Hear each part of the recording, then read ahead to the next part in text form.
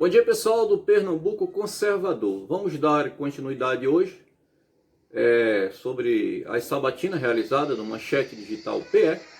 Dessa vez vamos com o Mendonça Filho, pré-candidato, que se apresentou.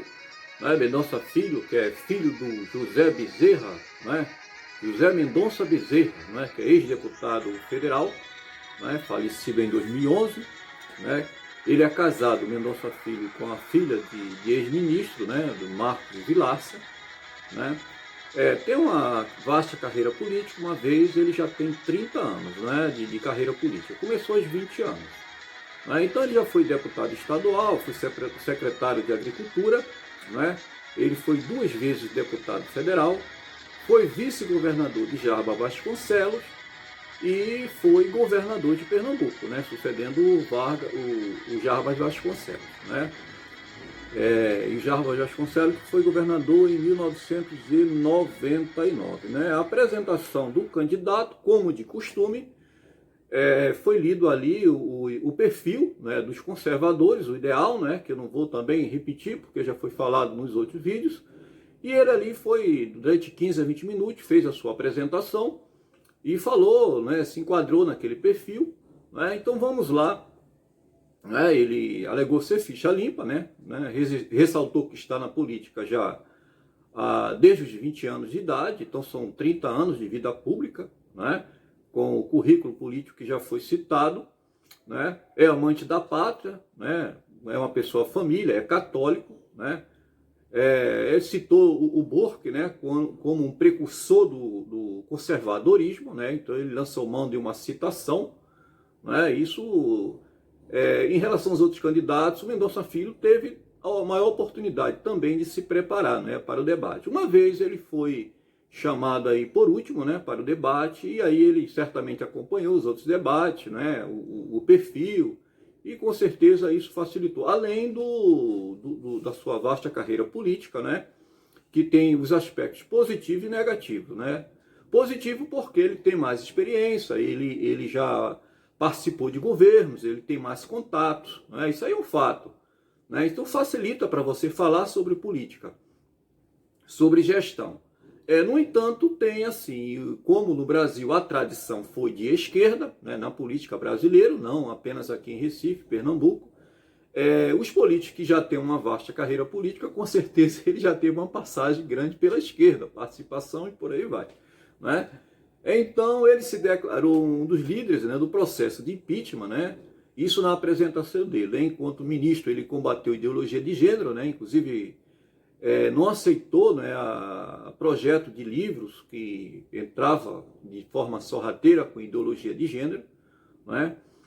Ele, enquanto ministro também, ele participou do investimento, incentivou o investimento de 3 bilhões aqui no estado de Pernambuco. Isso são palavras dele. Apoia a posse de arma para os cidadãos e porte para casos especiais.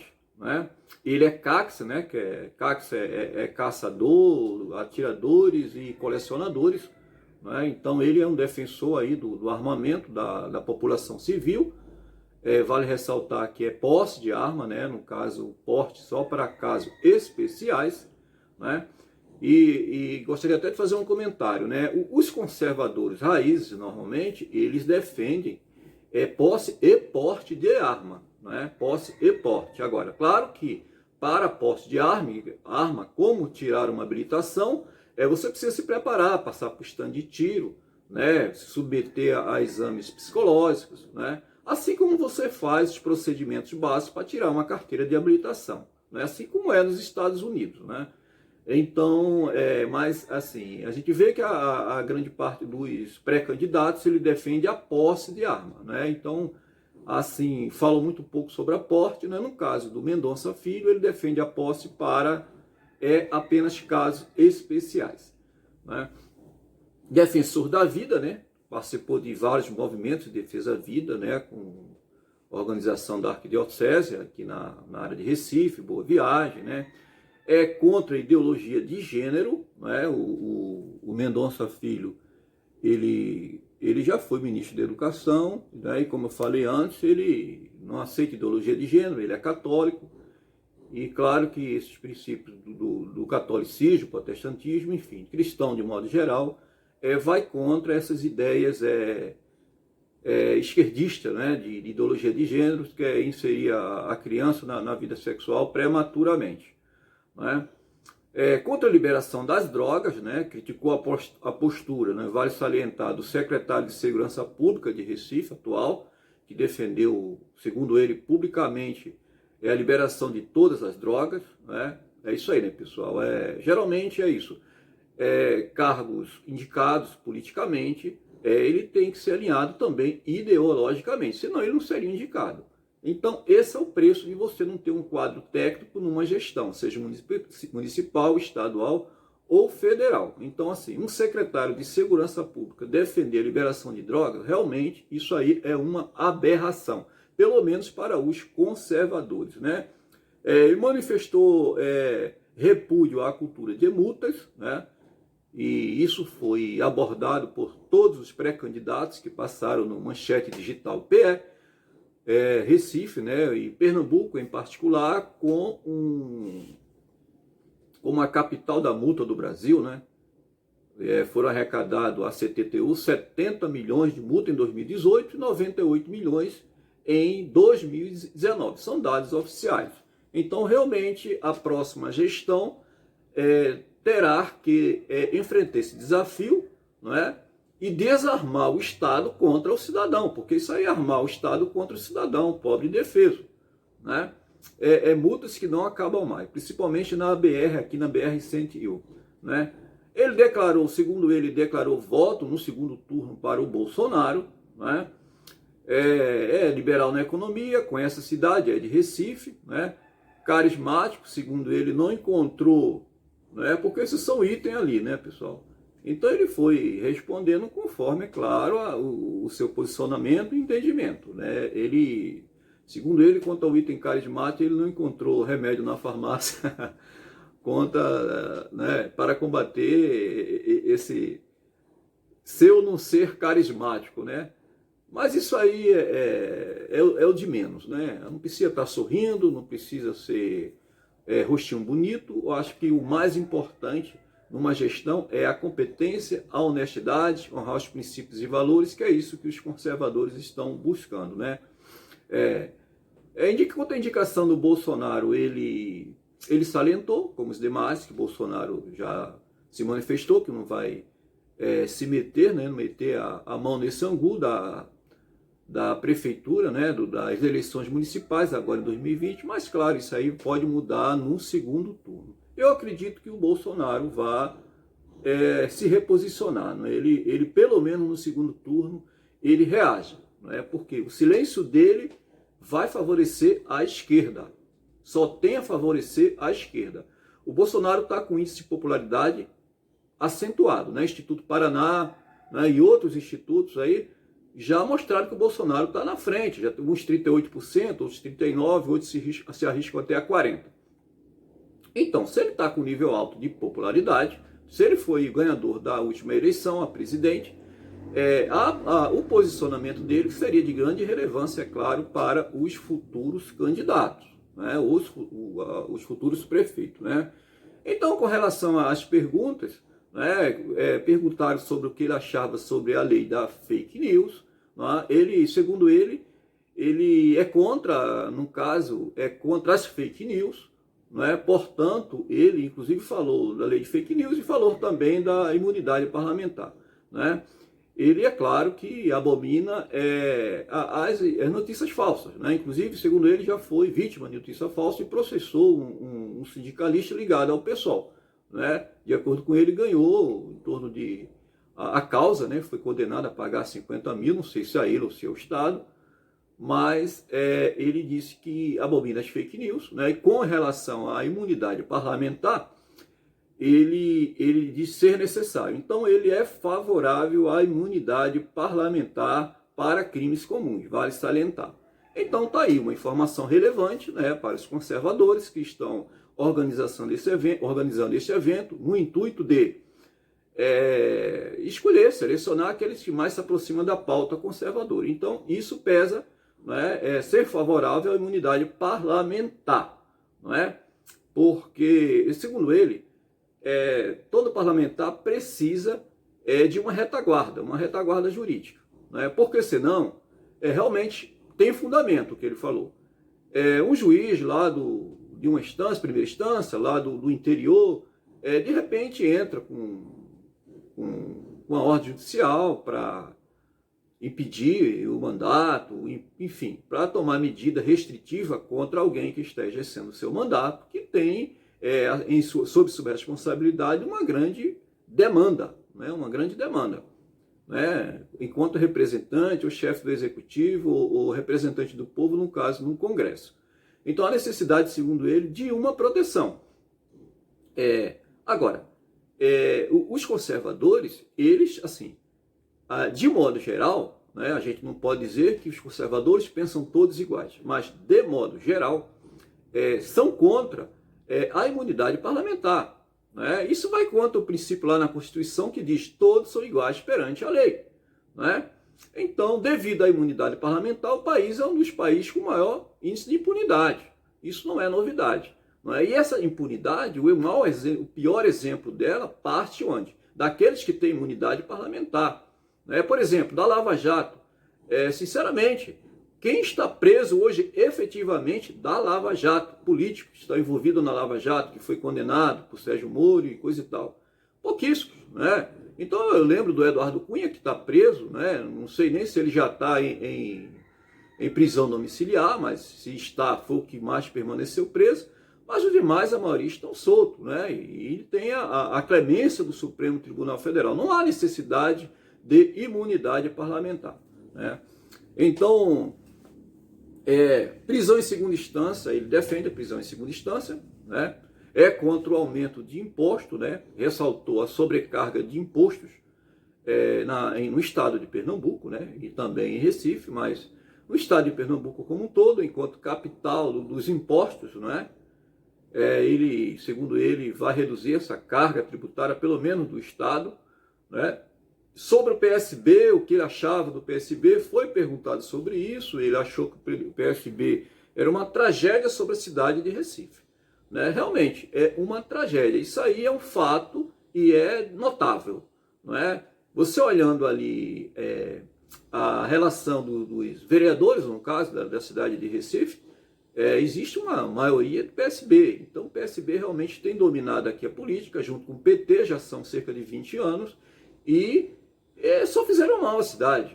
Né? Quem passou a acompanhar política, né, passou a se preocupar, né, a partir da eleição do Bolsonaro, desde 2014 com a Dilma, a população começou a se inserir mais politicamente, né, o exercício de cidadania se tornou mais ativo, né, em Pernambuco, em Recife, no Brasil como um todo.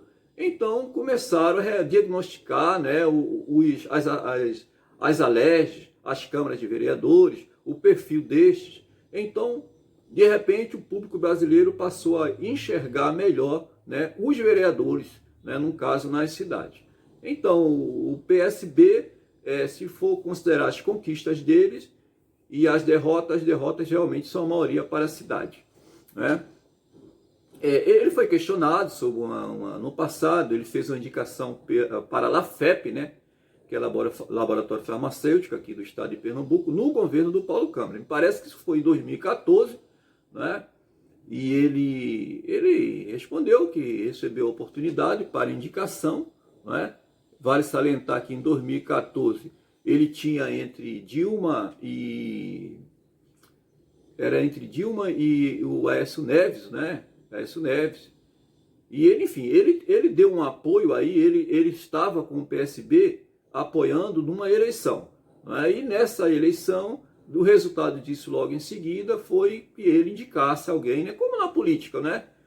Sobre acordos, né? Acordos políticos. Então, indica alguém para a LAFEP, tal, que é uma função importante, e ele indicou alguém, mas isso foi do governo Paulo Câmara. Como o Paulo Câmara proporcionou ele essa oferta, né, de ele indicar alguém, isso foi criticado, né? Porque aí já caracteriza o quê? Uma aliança com o governo Paulo Câmara. Como eu digo, os políticos mais tradicionais, ele paga esse preço, né? Porque a tradição no Brasil, nas cidades da política, é esquerda. Então, os novos políticos, eles realmente são novos, porque eles não estão contaminados com a velha política, né? Depois, em 2016, ele apoiou a Priscila, né, para prefeito de 2016, né? Ele apoiou em 2018 o Alckmin, né? Então, Centrão, né, pessoal? A gente vê aí uma identificação muito forte com o Centrão. Aliás, o DEM, o seu partido, é centro, né? Então, o Alckmin é centrão, não é? Isso aí é algo assim que chama atenção, porque o centrão tem sido o grande assim desafeto do governo Bolsonaro, né? Os bloqueios de projetos do governo, né? E ali liderado por Rodrigo Maia, Davi Alcolumbre, né? Que emerge de impopularidade no Brasil hoje, né? E em especial para os mais conservadores. E ele, enquanto do mesmo partido, ele precisa estar defendendo, enfim, as ações de essas figuras aí nefastas que só fazem mal para o Brasil, né? O Armando Monteiro também, assim como o Júnior Matuto, no passado aqui apoio ele, né, para a eleição ao Senado, não é? E são duas pessoas aqui, duas figuras públicas, em especial o Armando Monteiro, né, calejadas, vamos falar assim, numa linguagem popular, né? O Armando Monteiro, ele tem um processo no Supremo Tribunal Federal, não é? Um rolo lá do Banco Mercantil, né? Então facilitando liberação de verba para empresas que ele tem participação, enfim. E o Júnior Matuto, né, afastado por fraude, né, lá na Prefeitura de Paulista, né, também por desvio de dinheiro público, no caso o Júnior Matuto, né, e fraudes. Então crimes contra o quê? A administração pública, não é? Então isso aí são coisas assim que os conservadores precisam realmente avaliar, né? Os contatos, né? O passado dos políticos, é o que vale hoje, né? Não vamos levar nem em consideração o partido, né? Tem que se levar em consideração também, mas como a tradição era de esquerda, né, não podemos condenar também todos os políticos. Mas é a sua trajetória. Então isso é a trajetória dele, né? Recebeu apoio do Armando Monteiro. Você vai lá no Google, vê a trajetória do Armando Monteiro, vê que ele tem processo lá do Supremo Tribunal Federal. O desfecho eu não vou falar sobre isso agora, porque teria que ver, mas pelo menos teve o caso, né? E o Júnior Matuto, no caso que enquanto prefeito de Paulista, foi afastado e depois me parece que ele voltou pelo Supremo Tribunal Federal, né? Então é isso. Muitos questionamentos constantes, né, sobre as constantes sabotagens do DEM lá no Congresso, né, com Davi Alcolumbre e Rodrigo Maia. Então ele foi realmente torpedeado assim ao longo da sabatina por causa da postura do Rodrigo Maia e Davi Alcolumbre, né? São do DEM, são pessoas realmente antipatriotas, isso é notável, não estou falando nenhuma novidade, são sabotadores da República, né? Tem tomado todas as medidas possíveis para impedir, né, o sucesso do governo Bolsonaro. Com isso, claro, ele impede o quê? O sucesso do Brasil, né? Carteira de estudante, enfim. São muitos projetos que foram barrados por eles, foram arquivados. Por exemplo, os pedidos de impeachment, que claro, não é do Bolsonaro, mas governos, né, da ala do Bolsonaro, de apoio ao Bolsonaro, que pediram, né, vários pedidos de impeachment do Modésto Carvalhosa, por exemplo, tem da Bia Kicis, né? Se não me engano tem da Carla Zambelli, tem cerca de 15 a 16 pedidos de impeachment que estão lá, tudo sendo engavetado, né? Seja por Rodrigo Maia, seja por Davi Alcolumbre, no caso do Davi Alcolumbre, que é no Senado. E são de onde? São do DEM, né? Então ele é do DEM e infelizmente não tem como se ver livre desse quadro, né? Dessas críticas, né, desse posicionamento de liderança do seu partido, né? Mas ele ressaltou que, apesar de tudo isso, o DEM tem uma participação relevante no governo Bolsonaro. Ele citou, por exemplo, a Tereza Cristina, não é? o Onyx Lorenzoni, né? O Mandetta, né? Ele falou e ressaltou a importância do ministro Mandetta, né? Mesmo apesar aí do que aconteceu, ele ressaltou que reconhece que o Mandetta exerceu um grande trabalho, teve uma grande participação e que isso poderia ser evitado, de repente, não sei. Mas manifestou o apoio ao Mandetta e disse que é um amigo pessoal dele, não vai mudar o seu posicionamento por causa do que aconteceu. É isso aí. respondeu também críticas, né, que ele recebeu para a chapa, né, 2020, no caso para prefeito. Ele recebeu o grupo de esquerda, inclusive ligado ao MTST, né, para a chapa 2020. E ele respondeu que recebeu essas pessoas, né, elas manifestaram apoio a ele, e ele recebeu, como receberia apoio de qualquer outra pessoa. Ele, independente das convicções ideológicas, ele não iria deixar de receber apoio dessas pessoas.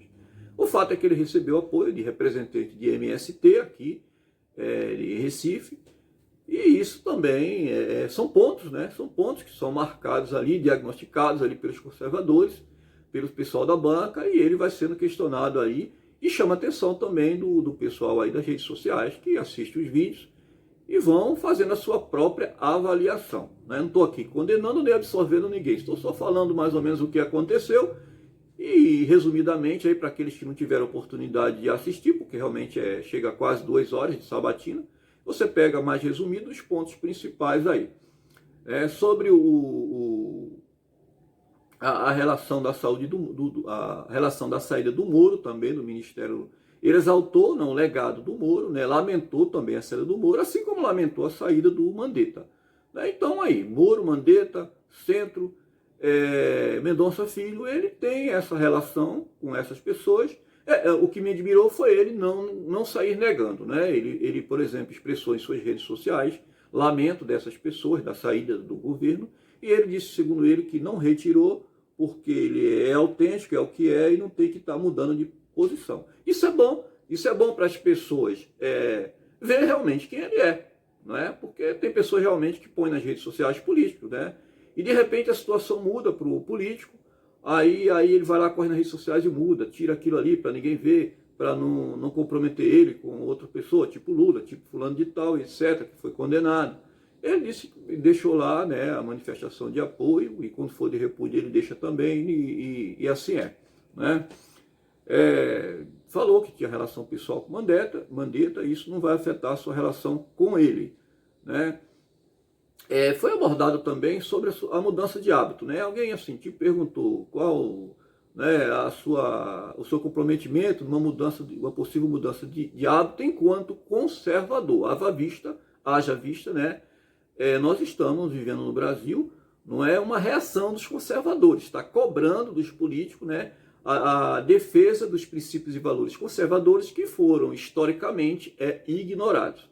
Então, ele falou que pretende indicar quadro técnico, né?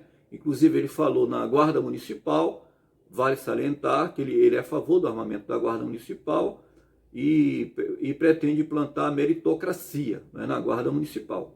Porque, segundo ele, as indicações, né, não para a guarda em si, para o guarda, porque esses são concursados, mas para os cargos de supervisão, de chefia e por aí vai, são indicações políticas que isso afeta, não é, o serviço, a prestação do serviço da Guarda Municipal. Por exemplo, agora na pandemia, isso são palavras minhas, a Guarda Municipal ela foi usada quase que como uma Gestapo, né, do governo da prefeitura, né, no caso do Geraldo Júlio. E ele criticou muito, inclusive, usar a Guarda Municipal para multas, né? Assim como os outros candidatos criticaram muito realmente a condução da Guarda Municipal. Vale ressaltar isso, pessoal, né? Criticou a Guarda, mas a condução, o gerenciamento da Guarda Municipal. Todos reconhecem da importância da Guarda Municipal e todos até agora, não é? Reconheceu a necessidade de armar a Guarda Municipal. Então isso é um consenso, é uma notícia boa, eu falei no outro vídeo e vou voltar a falar, é uma notícia boa para a Guarda Municipal, porque se um desses, né, que se denomina conservador, ganhar, né, então a Guarda Municipal possivelmente será armada, e todos têm vídeos gravados aí afirmando isso. Então tá aí o pessoal da Guarda Municipal, que é uma instituição preciosíssima, né, na segurança pública, na segurança patrimonial da cidade de Recife, olhar bem para esses candidatos e procurar escolher alguém que, lógico, que venha beneficiar vocês, né, e a população também. Ele foi recuperado do Covid-19, né, ele foi acometido também do Covid-19, segundo ele, foi perguntado se ele tomou hidroxicloroquina, enfim, qual remédio que ele tomou, né, isso aí tem sido cobrado de todos, né? Inclusive foi cobrado também do pastor Jarinho, e ele respondeu que não tomou hidroxicloroquina, ele tomou ivermectina, não, e que foi prescrito, né, pelo seu médico, né, azitromicina e ivermectina. Então não foi prescrita a hidroxicloroquina, mas ele deu a entender que se fosse passado ele teria tomado. Não falou isso, né? Apenas ele falou que ele tomou. Deu apenas a entender. Né? Criticou a omissão de vereadores, né, da cidade aí por um cenário. Né? Nós sabemos aí o covidão, o famoso covidão, ou seja, o abuso do dinheiro público com o dinheiro enviado aí pela União, pelo governo Bolsonaro, aos municípios aí que sofreram grande incidência da Covid-19. Então surgiu o covidão, que é a corrupção, né? O desvio do dinheiro que era destinado à saúde, ao combate ao vírus. Então teve aqui em Recife, sabemos que foram 5 operações, né, na prefeitura de Recife, né? Inclusive o celular do secretário de saúde foi apreendido. E o covidão está muito forte aqui na cidade de Recife, né? Geraldo Júlio tem muito que explicar, né? Lógico que está sendo investigado ainda, né? Não podemos dizer que se é inocente, se é culpado, mas se teve 5 operações é porque houve uma denúncia pública, né? Inclusive foi a Polícia Federal, em conjunto com o Ministério Público Federal e a Controladoria Geral da União. Então foi feito os mandatos de busca e apreensão, e agora está sendo feitas as investigações e futuramente teremos um desfecho de tudo isso, né? Então os vereadores aqui, em sua maioria, negaram, né, a abertura de uma CPI para investigar a gestão do prefeito aí com relação a esses desvios aí. Inclusive a situação dos respiradores, né, que foram testados só em poucos. Então tá aí o quadro hoje da Câmara de Vereadores de Recife, né? Atenção população, fique atento, todos os vereadores estão na internet, todos os vereadores aí que votaram contra a abertura dessa comissão para investigar os abusos aí da prefeitura aí, né, da gestão, né, enfim, envolvimento no covidão, né, que é o desvio desse dinheiro aí. Então, os vereadores têm a função de fiscalizar, né, a gestão pública, é uma das prerrogativas, é importantíssimo, e talvez a mais importante, e eles se recusaram a cumprir essa prerrogativa. Então, basta ver, não foi só do PSB, né, basta buscarem aí na internet que vocês verão, né. Defendeu o armamento, já falei da Guarda Municipal, ele foi criticado com relação à sua omissão em manifestar-se apoio ao governo Bolsonaro, né? Eu falei no outro vídeo o seguinte, os conservadores estão cobrando um posicionamento, ou apoia ou não apoia, não é? Se você apoia, mas você não se manifesta, fica quieto, então deduz-se que, né, com a atual ascensão do governo Bolsonaro, seu índice de popularidade, as suas pautas conservadoras, né, ou você é contra ou é a favor. Então, para ser a favor, tem que se manifestar, né? Se você já é eleito, beleza, pode ficar quieto. Agora, se você é pré-candidato, vai ser um candidato, então você tem que se manifestar, porque isso é exigência dos conservadores, né? Então, isso foi cobrado dele, né? Ele disse que não existe manifestação dele contra o governo Bolsonaro.